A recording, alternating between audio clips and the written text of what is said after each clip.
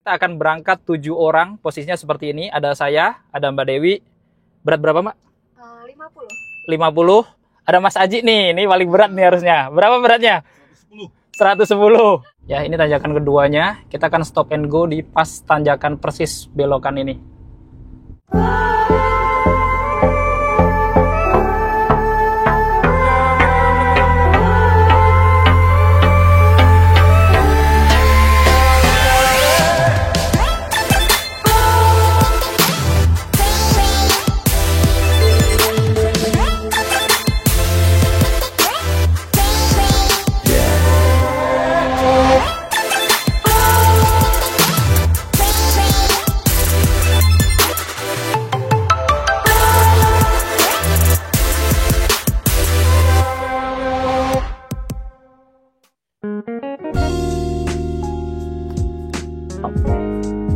Assalamualaikum warahmatullahi wabarakatuh. Apa kabar teman-teman semuanya? Terima kasih sudah klik video ini. Saya doakan teman-teman selalu diberikan kesehatan, dimudahkan dalam segala aktivitasnya, dan tentunya selalu diberikan kesuksesan dan kebahagiaan. Jumpa lagi di channel Kacamata Dipras, channel yang mengulas info-info seputar otomotif.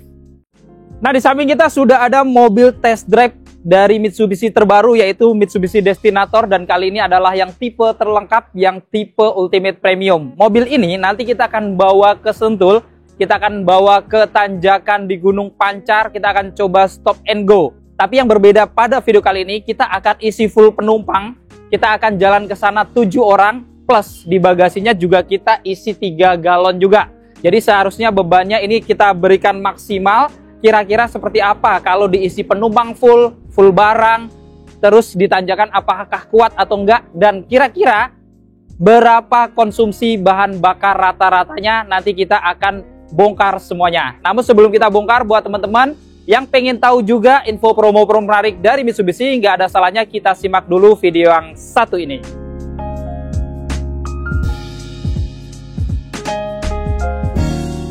Halo Bapak Ibu, perkenalkan saya dengan Dewi, Sales Supervisor Mitsubishi Cakung. Bagi Bapak Ibu yang sedang mencari kendaraan mobil Mitsubishi, bisa hubungi Dewi di nomor 0813 11 28 1517. Dan bagi Bapak Ibu yang ingin berkunjung ke showroom kami, bisa datang ke Mitsubishi Duindo Cakung yang beralamat di Jalan Bekasi Raya KM 26 Cakung, Jakarta Timur, patokannya depan gerbang perumahan Medland. Selain melayani pembelian mobil Mitsubishi baru, kami juga melayani servis dan pembelian spare part. Jadi bagi Bapak Ibu yang mau melakukan servis mobil Mitsubishi kesayangannya, bisa langsung datang ke dealer kami. Atau hubungi Dewi terlebih dahulu, nanti akan Dewi bantu untuk bookingkan jadwal servisnya. Sehingga pada saat Bapak Ibu datang ke bengkel kami, tidak perlu mengantri lagi. Nah, bagi Bapak Ibu yang mau melakukan pembelian mobil Mitsubishi-nya, Dewi sudah siapkan banyak promo-promo menarik. Nah, salah satunya, untuk Bapak Ibu yang mau melakukan pembelian mobil Mitsubishi baik cash maupun kredit, kita akan berikan diskon spesial, diskon terbaik se-Indonesia, dan masih bisa nego sampai deal. Lalu yang kedua, kita juga ada promo DP ringan. Contohnya mobil di samping Dewi ada Mitsubishi Destinator dengan DP 50 jutaan saja. Lalu ada Xpander Ultimate dengan DP 20 jutaan, Xpander Cross DP 30 jutaan, dan Mitsubishi Pajero Dakar DP 50 jutaan. Dan yang terakhir ada Mitsubishi X-Force. Bapak Ibu bisa bawa pulang dengan DP mulai dari 10 jutaan saja. Lalu yang ketiga, kita ada promo angsuran ringan. Dengan angsuran mulai dari 4 jutaan saja, Bapak Ibu sudah bisa memiliki mobil Mitsubishi terbaru dari kami. Lalu yang keempat, kita juga ada promo bunga ringan. Bunga 0% untuk tenor 1 sampai 2 tahun, dan ada bunga-bunga spesial lainnya untuk tenor 3 tahun sampai dengan 8 tahun. Jadi buat Bapak Ibu yang mau pembelian cash atau kredit, kurang lebih sama saja karena kita ada bunga 0% sampai dengan 2 tahun. Lalu yang keempat, kita juga ada promo kredit bebas angsuran, yang mana Bapak dan Ibu cukup membayar DP 50% di awal dan sisanya di tahun depan, setelah Bapak dan Ibu memakai mobilnya selama 1 tahun. Jadi Bapak Ibu sudah bisa menikmati mobil barunya tanpa memikirkan angsuran. Lalu yang keenam, kita juga ada program tukar tambah. Bagi Bapak Ibu yang ingin menukarkan mobil lamanya menjadi mobil Mitsubishi terbaru, cukup hubungi Dewi saja. Jadi Bapak Ibu tidak perlu keliling showroom karena kita pastikan mobil lama Bapak Ibu merek apapun akan mendapatkan penawaran harga terbaik dari kami. Lalu yang ketujuh, kita akan memberikan paket servis gratis meliputi jasa oli, dan spare part sampai dengan 4 tahun atau 50.000 km. Jadi Bapak Ibu sudah tidak perlu memikirkan biaya servisnya karena kita sudah gratiskan. Dan yang terakhir, ini yang paling menarik, bagi Bapak Ibu yang melakukan pembelian mobil Mitsubishi melalui Dewi akan mendapatkan hadiah langsung berupa voucher e-money, voucher belanja atau voucher nano coating langsung tanpa diundi. Dan bagi Bapak Ibu yang mau melakukan test drive bisa langsung hubungi Dewi, nanti akan Dewi siapkan mobil test drive-nya. Dan bagi Bapak Ibu yang belum ada waktu untuk berkunjung ke showroom kami, Bapak Ibu cukup mengirimkan alamat, nanti Dewi akan bawakan mobil test drive-nya ke alamat kantor atau rumah Bapak Ibu. Jadi buat Bapak Ibu yang mencari mobil Mitsubishi, jangan lupa hubungi Dewi ya. Ingat Mitsubishi, ingat Dewi.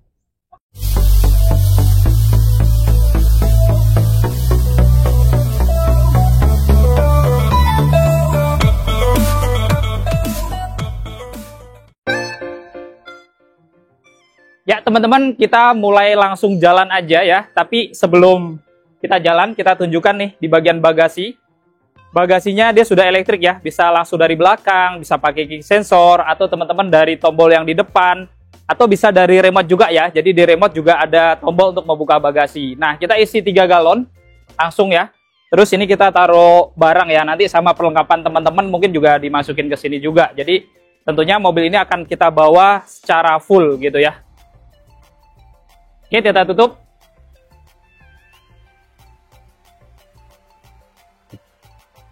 Dan kita lihat ya, di belakang ini juga kacanya sudah defogger, ada kamera belakang, kemudian juga ada 4 sensor di bawahnya juga untuk keamanan mundur selain ada kamera, dan lampu-lampunya juga semuanya sudah LED ya.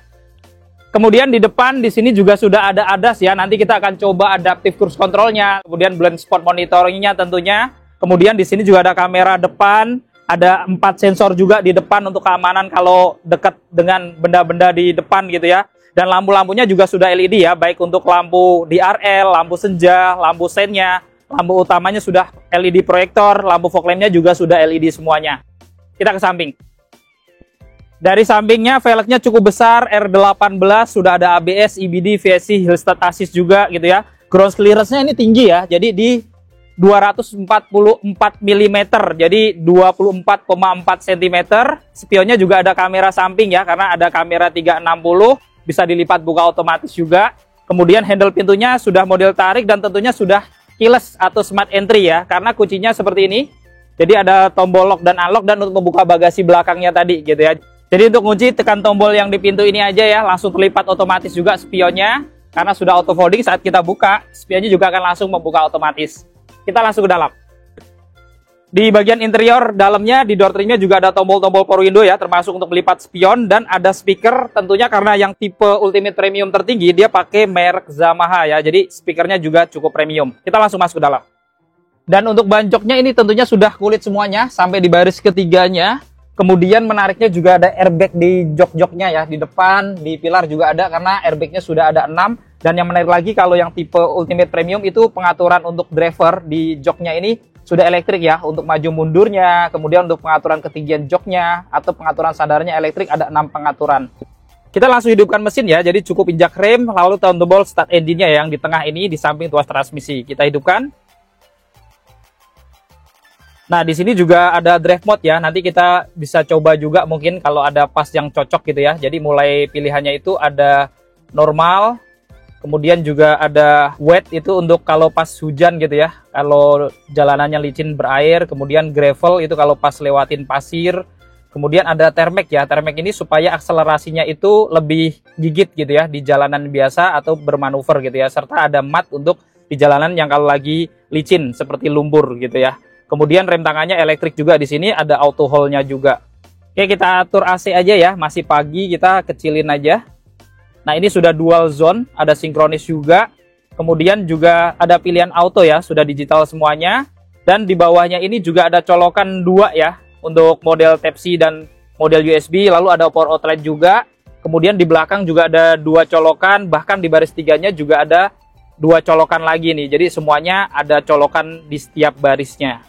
Kemudian joknya juga semuanya ada headrest gitu ya, sudah adjustable semuanya. Di depan ada 2, kemudian di tengahnya ada 3, kemudian di belakang juga ada 2 yang sudah adjustable semuanya. Dan di tengahnya ini juga kalau misalkan lagi berdua atau sendiri ada armrest juga ya di bagian tengahnya, lengkap dengan cup holder juga. Spion dalamnya juga sudah auto dimming di sini, dan di sini ya ada tombol SOS. Jadi kalau teman-teman mau gok atau darurat gitu ya, tekan tombol ini aja kalau sudah connecting ke Mitsubishi Connect. Nah, nanti teman-teman tekan ini, pihak dari Mitsubishi Center akan hubungin teman-teman gitu ya. Jadi dia akan menawarkan bantuan apa gitu ya, dan nanti dia akan bisa kirim orang juga ke lokasi kalau ada apa-apa. Dan yang menarik lagi di sini juga ada lampu cabinnya ya. Ini dia sudah LED, kanan kiri ada dua, connecting ke pintu juga. Dan paling menarik adalah di atas ini ya, dia sudah dilengkapi dengan sunroof dan panoramik.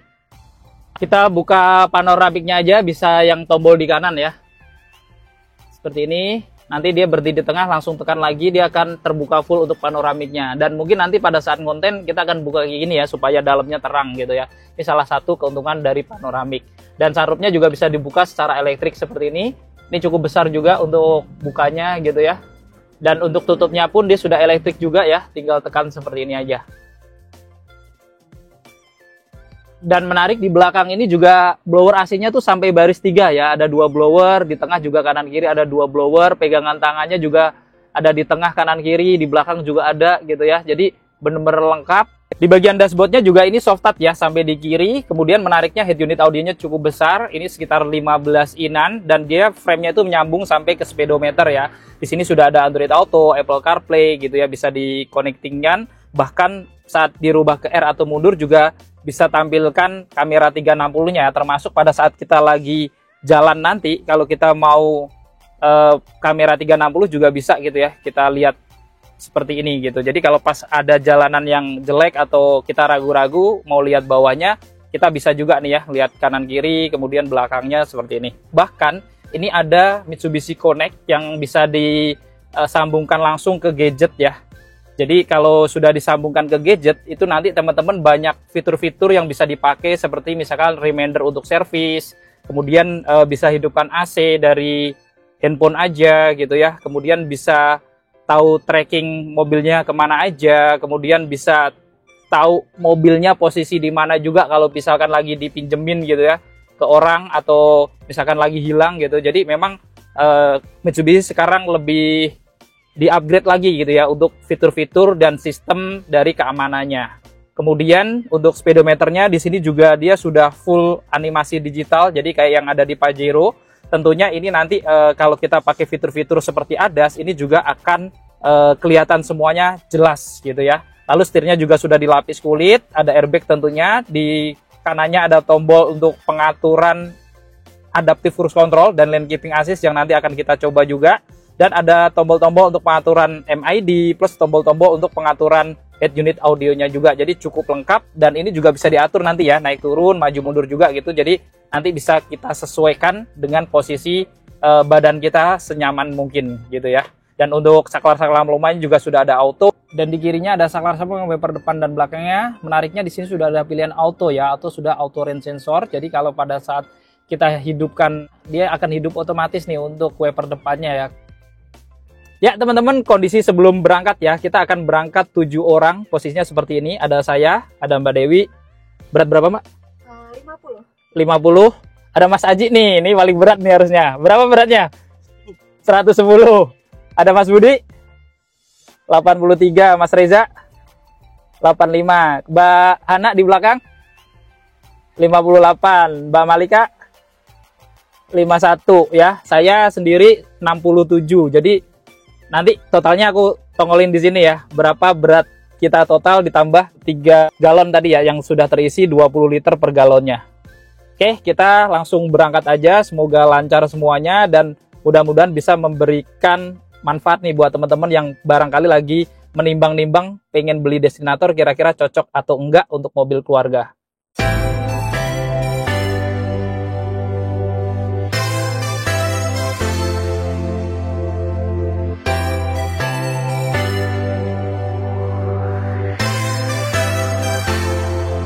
Di Jalan Raya Bekasi ya, arah Harapan Indah, karena mau ngisi bensin dulu di depan. Nah ini jalanan di sini tuh kalau pagi seperti ini gitu ya, jadi berhenti beberapa menit baru bisa jalan sedikit gitu ya, pemandangannya seperti ini. Jadi nanti ya kalau misalkan kita habis ngisi pom bensin depan terus mau ke arah tol, pasti ya dapetin kemacetan seperti ini terlebih dahulu gitu ya, baru bisa masuk ke tol.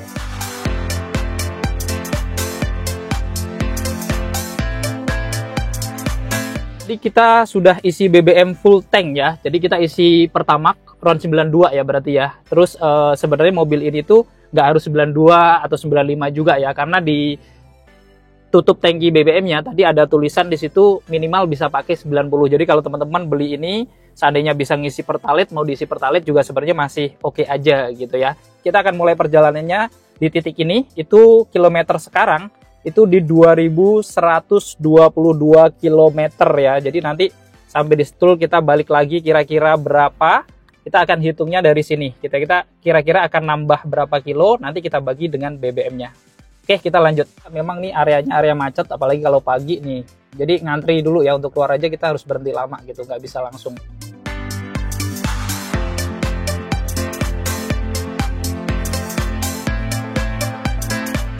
Dan karena dilengkapi dengan ADAS ya, jadi kalau kita lihat tadi kalau ada motor-motor lewat di sebelah kiri gitu ya, dia akan memberikan peringatan atau blind spot warningnya gitu ya, supaya kita lebih hati-hati kalau ada kendaraan atau objek apapun yang melintas yang di area blind spot gitu ya. Ini masih nyala-nyala juga. Ini kita langsung masuk ke BKT aja supaya kita bisa langsung akses ke tol Pulau Gebang ya. Jadi tadi kemacetan itu kira-kira kita jalan sekitar 3 kilo aja ya. Itu habiskan waktu sekitar 28 menit.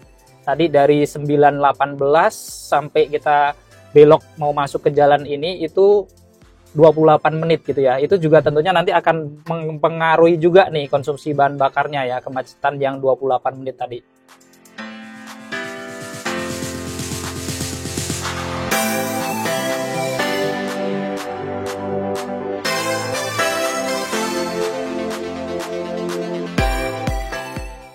Oke teman-teman, jadi kita sudah berada di dalam tol sekarang. Blind spot warningnya terus nyala-nyala ya kalau ada mobil-mobil atau truk yang di area blind spot. Terus kita langsung setting adaptive cruise control aja gitu ya, karena ini kecepatannya di atas 70 km juga. Cara settingnya gampang ya, jadi teman-teman dari tombol yang ada di setir sebelah kanan ini kita bisa pilih. Oke, ini dari kecepatan 70 ya, nggak injek gas rem ya. Saya angkat nih kaki. Kita setting di 100 km per jam aja.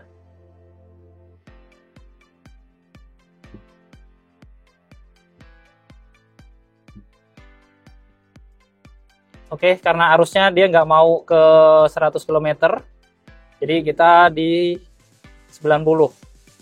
Nah, tapi ini karena depannya lebih lambat, makanya dia kecepatannya juga turun nih, di 69, 70. Nah, pada saat depannya ngegas lagi, ini juga ikut ngegas ya, ini 76 gitu. Jadi ini yang disebut adaptive cruise control. Jadi pada saat ada mobil yang lebih lambat, dia akan mengikuti aja gitu ya kecepatan kendaraan di depannya, jadi bisa ngerem otomatis untuk ngejaga jarak. Dan ini juga sebenarnya jaraknya bisa diatur nih, saya ambil 2 bar aja lebih aman. Ada 3 bar juga sampai 1 bar kalau pengen lebih dekat sama depannya gitu. Tapi untuk keamanan 2 bar sih kayaknya lebih aman ya, lebih nggak terlalu jauh tapi sudah cukup aman juga seperti ini. Jadi nanti kita akan aktifkan ini terus sampai di Sentul ya, jadi nggak supaya kita tahu juga nih kalau full kita pakai adaptive cruise control kira-kira BBM-nya akan berpengaruh boros apa enggak.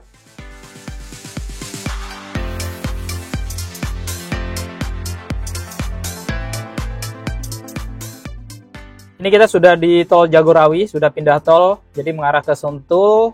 Dan kita masih pakai adaptive cruise control ya, jadi saya masih nggak nginjak gas ataupun rem di kecepatan 100 km per jam.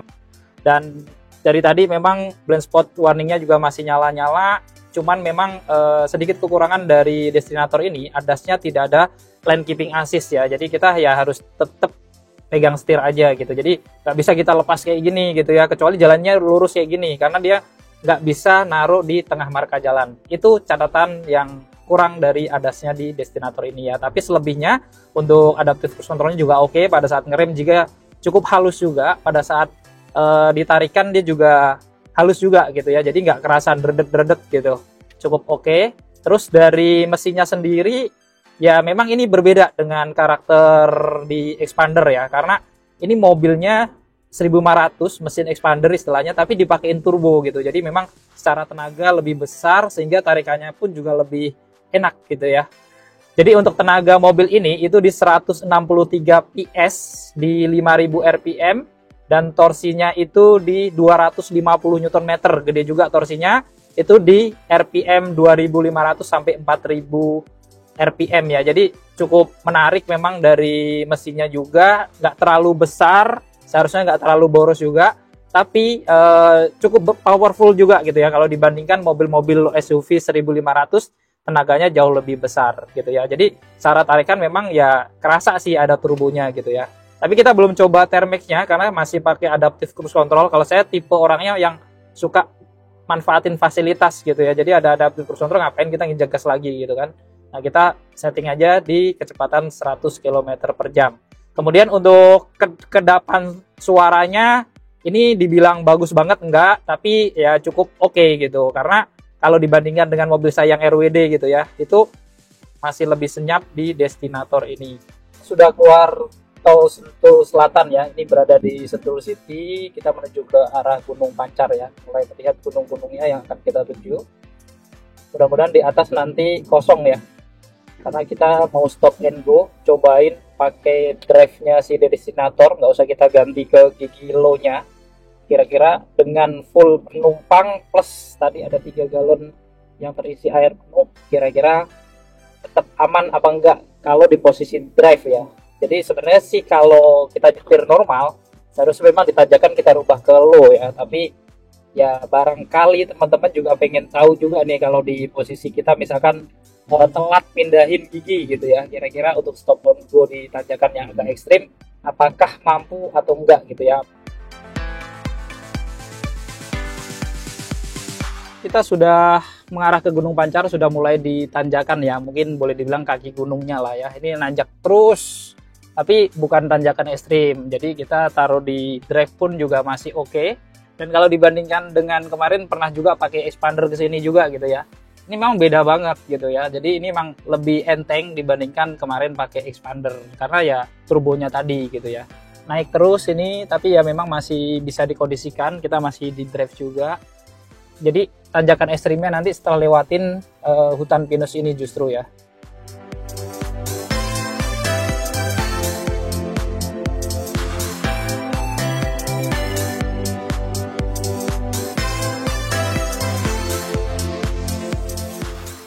Ya teman-teman, kita sudah sampai di tanjakan pertama kita yang kita bilang ini cukup lumayan ya untuk tes tanjakan stop and go. Nah, ini kita mulai. Nah, di tanjakan ini ya, ini kita akan stop and go pertama kita. Nah, ini saya rem, hill start assist-nya bekerja ya, beberapa detik. Kita langsung gas. Wah, ini aman banget ya. Memang tenaganya lebih besar dari Expander tanpa turun sama sekali. Jadi hill start assist-nya dia bekerja nahan supaya tidak turun, terus langsung bisa gitu untuk digas, walaupun ini kita tetap di drive ya, bukan kita rubah ke L. Jadi ini sih aman banget buat di tanjakan ya, 163 PS tenaganya. Kita berada di tanjakan kedua ya, dimana seperti biasa di sini ada air terjun kecil ya di sebelah kanan. Ini airnya lumayan nih, netes kecil-kecil. Ya, ini tanjakan keduanya. Kita akan stop and go di pas tanjakan persis belokan ini. Ya, kita akan berhenti di sini. Ini saya rem beberapa saat ya. Ini mengantisipasi kalau macet daerah sini gitu ya. Nah, ini masih di drive ya. Terus kita pindah ke gas. Ini hill start assist-nya juga bekerja, jadi mobil tidak mundur sama sekali ya. Dan ini langsung bisa naik gitu ya, walaupun di posisi drive. Apalagi kalau teman-teman pindah ke posisi L yang seharusnya memang kalau ditanjakan dirubah ke L, ini akan lebih aman lagi tentunya ya. Oke, sampai depan nanti kita langsung putar balik aja. Mungkin istirahat di bawah, terus baru balik ke Jakarta lagi, tepatnya ke Mitsubishi Duindo Cakung.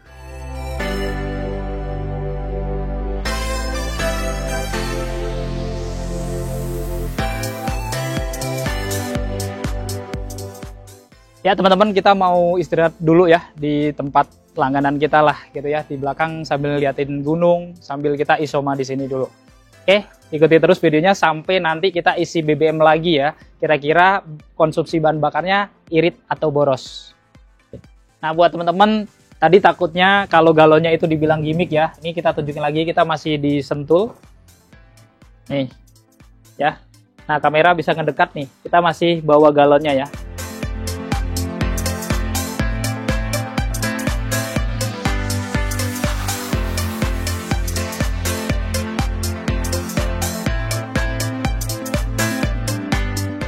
Ya teman-teman, kita sudah masuk ke tol lagi, sekarang arah ke Cakung, dimana arusnya cukup lancar ya. Ini kita setting cruise control 105 km per jam ya, tapi kecepatan di depannya ini 104 km per jam. Jadi selama perjalanan ini, kita dari berangkat pulangnya, pokoknya di tol gini kita adaptif cruise controlnya kita aktifkan terus aja gitu ya.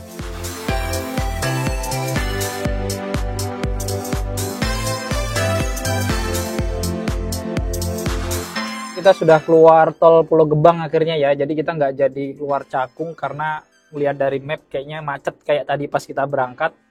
Untuk hindarin itu kita agak muter dikit lewat keluar Pulau Gebang, nanti lewat BKT lagi aja ya. Nanti kita jadinya ngisi bensinnya di depan sini nih, di dekat Pulau Gebang.